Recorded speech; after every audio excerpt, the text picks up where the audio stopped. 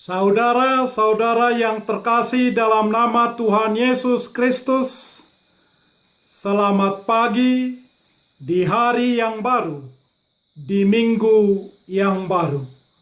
Mari kita beribadah sejenak.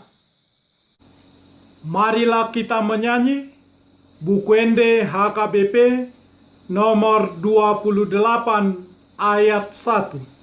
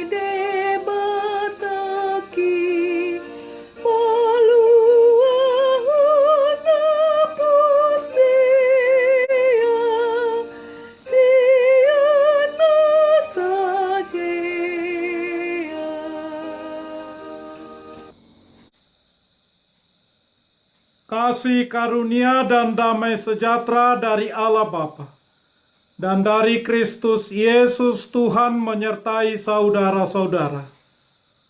Amin. Saudara-saudara yang terkasih dalam nama Tuhan Yesus Kristus, renungan harian Senin 12 Oktober 2020.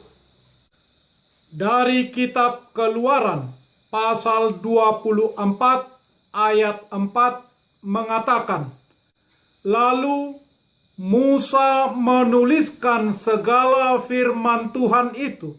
Keesokan harinya pagi-pagi didirikannyalah mezbah di kaki gunung itu dengan 12 tugu sesuai dengan ke-12 suku Israel.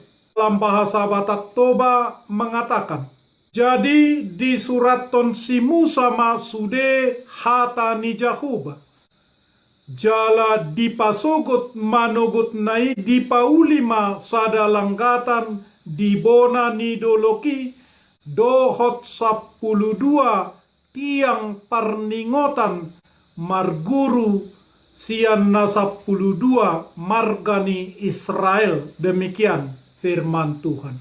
Saudara-saudara, kita telah banyak belajar tentang Tuhan dan tentang umat Israel melalui kitab Keluaran saat Tuhan memimpin umat pilihannya tersebut melewati Laut Merah dan berjalan di padang gurun menuju tanah perjanjian.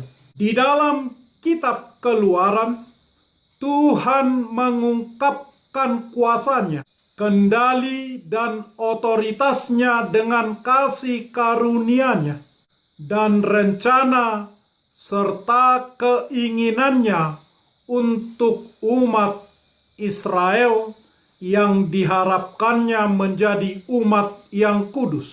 Tuhan kitab Keluaran tetap sama kemarin, hari ini, dan selamanya. Tuhan adalah Tuhan, dan Tuhan memberitahu orang Kristen hari ini bahwa Dia telah menyediakan segala yang dibutuhkan oleh orang Kristen yang mau percaya kepadanya melalui Yesus Kristus untuk hidup dalam kesalehan. Tuhan adalah Tuhan pencipta dan kita adalah ciptaannya, dan Tuhan pencipta menyediakan segala sesuatu yang kita butuhkan untuk percaya dan melakukan firman-Nya. Kitab Keluaran pasal 24 memberitahu kita sesuatu yang penting tentang bagaimana rasanya berada dalam hubungan perjanjian dengan Tuhan, bertemu dengannya, bersekutu dengannya. Perjanjian dalam bahasa Ibrani berit, yaitu komitmen. Apa yang kita pelajari dari kitab Keluaran adalah tentang perjanjian, yaitu perjanjian Allah dengan umat Israel dan perjanjian umat Israel dengan Allah.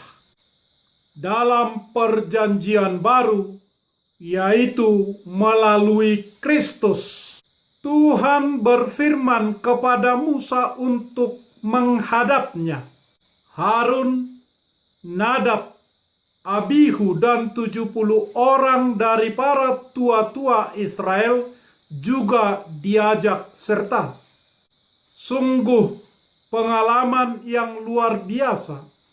Harun, Nadab dan Abihu hanya menyembah dari kejauhan, tetapi Musa datang mendekat secara pribadi, sebagaimana Tuhan memanggilnya untuk menerima loh batu hukum Tuhan.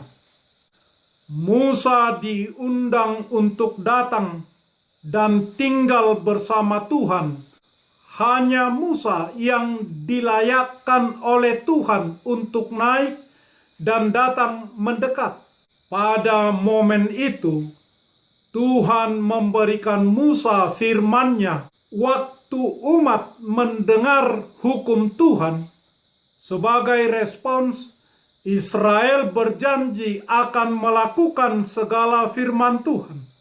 Dengan satu suara, umat menyatakan kesediaan mereka untuk mematuhi Tuhan.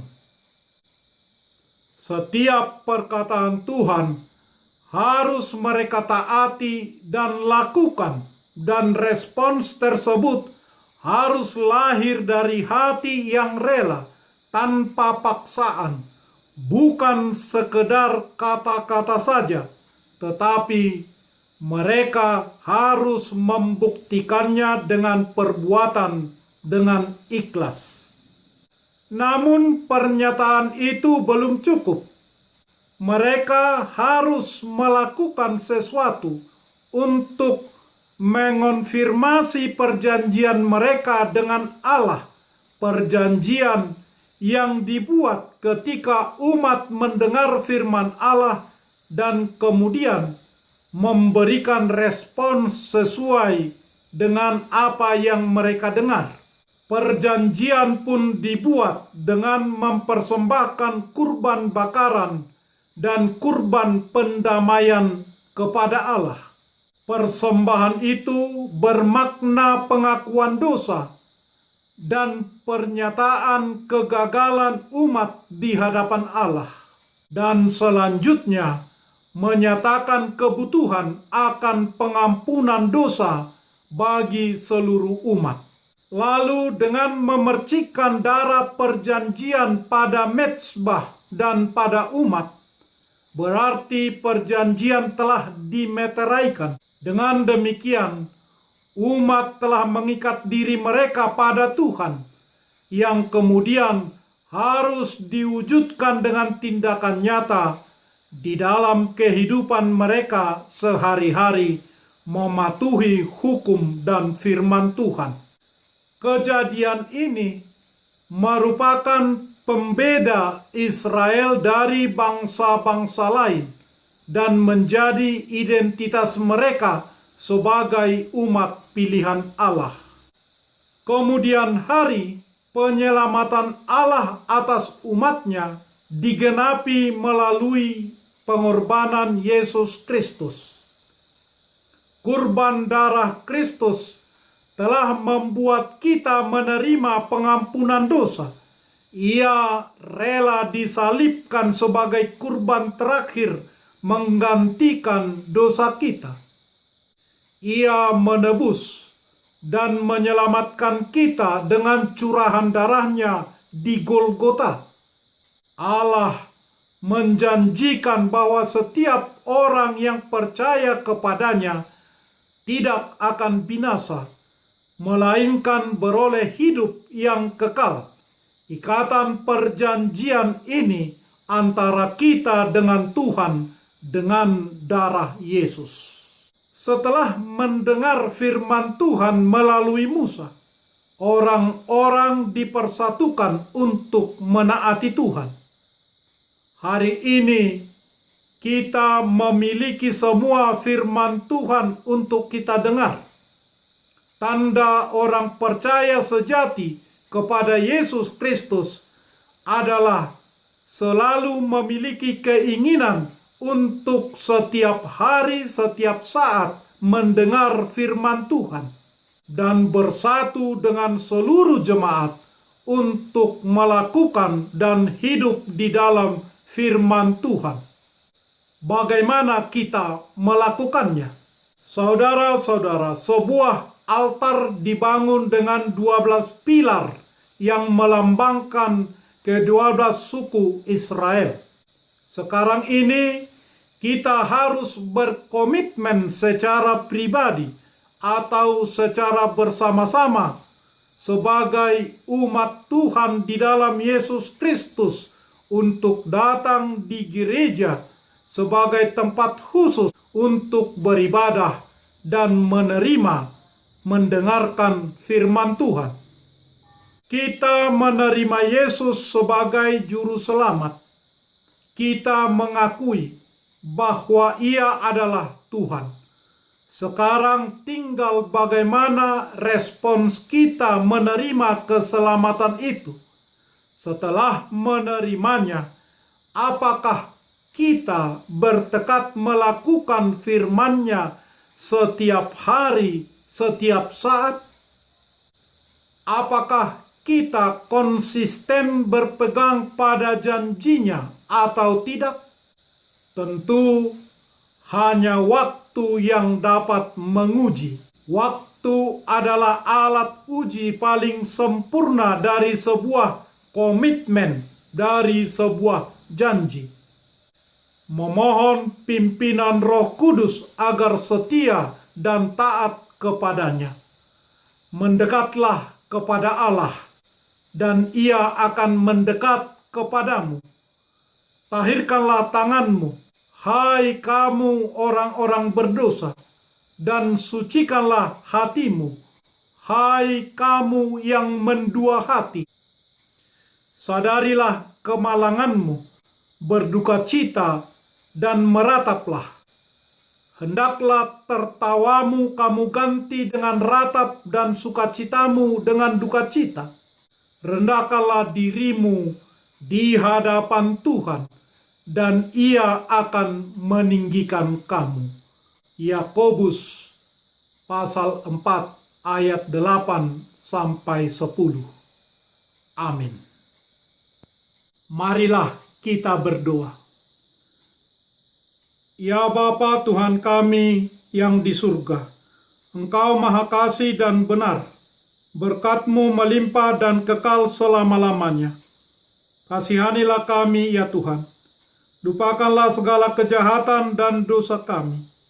Kami sering berbuat dosa terhadap Engkau dan membangkitkan amarah-Mu, karena kami sering melanggar hukum-Mu.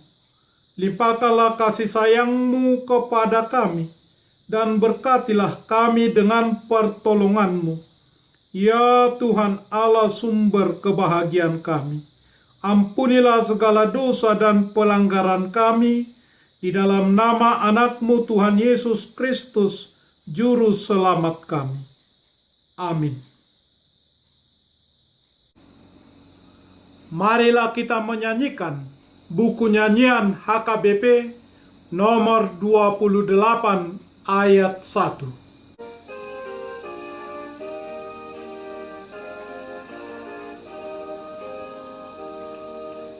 Firman Tuhan Allah, sumber kehidupan, damai dan senang, sumber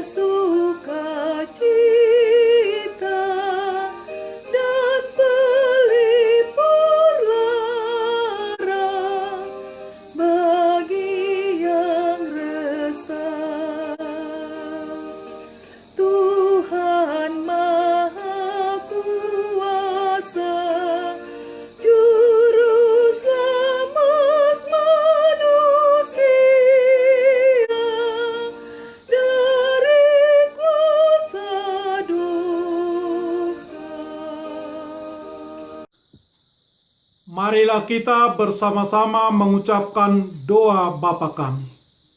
Bapa kami yang di surga, dikuduskanlah namamu, datanglah kerajaanmu, jadilah kehendak-Mu di bumi seperti di surga. Berikanlah kami pada hari ini makanan kami yang secukupnya, dan ampunilah kami akan kesalahan kami, seperti kami juga telah mengampuni orang yang bersalah kepada kami. Dan janganlah membawa kami ke dalam pencobaan, tetapi lepaskanlah kami daripada yang jahat, karena Engkaulah punya kerajaan, dan kekuasaan, dan kemuliaan sampai selama-lamanya. Amin. Anugerah Tuhan Yesus Kristus, kasih setia Allah Bapa, dan persekutuan Roh Kudus menyertai saudara-saudara. Amin.